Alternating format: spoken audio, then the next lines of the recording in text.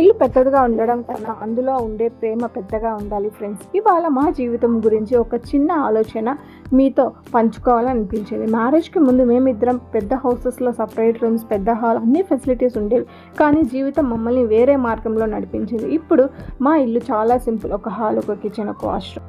మా నలుగురు అదే ఇంట్లో కలిసి చాలా మందికి ఇది చిన్నది అనిపించవచ్చు. కానీ నిజం చెప్పాలంటే ఈ చిన్న ఇంట్లో మా మా అత్య పెద్ద సంతోషం ఉంటుంది. ప్రతిరోజు మార్నింగ్ స్కూల్కి రెడీ అయ్యే మా పిల్లలు, ఆఫీస్కి వెళ్ళడానికి ప్రిపేర్ అయ్యే మా హస్బెండ్, కిచెన్లో నేను చేసే పనులు, ఇవన్నీ కలిసి మా ఇంటిని అందంగా సంతోషంగా మార్చేస్తాయి. 90స్లో మన పేరెంట్స్ కూడా ఇలాంటి సింపుల్ ఇళ్లలో ఉంటూ మనకి మన జ్ఞాపకాలను ఇచ్చారు. అప్పుడు ఫెసిలిటీస్ తక్కువ అయినా ప్రేమ మాత్రం ఎక్కువగా ఉండేది ఫ్రెండ్స్.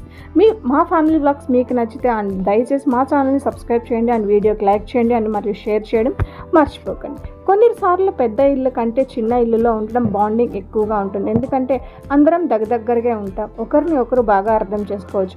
నాకు తెలిసి ఒక నిజం ఏంటంటే హౌస్ సైజ్ హ్యాపీనెస్ని నేర్పించదు. అందులో ఉండే ప్రేమ, గౌరవం, మర్యాద, అందరూ అర్థం చేసుకునే గుణం నిజమైన సంతోషం అని నాకు అనిపిస్తుంది. ఈ చిన్న ఇంట్లో మా పిల్లలు నవ్వులు ఉన్నాయి అండ్ మా కలలు ఉన్నాయి, మా జ్ఞాపకాలు ఎన్నో ఉన్నాయి. అందుకే ఇది మాకు ప్యాలెస్ కన్నా తక్కువేమీ కాదని నాకు అనిపిస్తుంది. And please subscribe for more videos. Bye guys.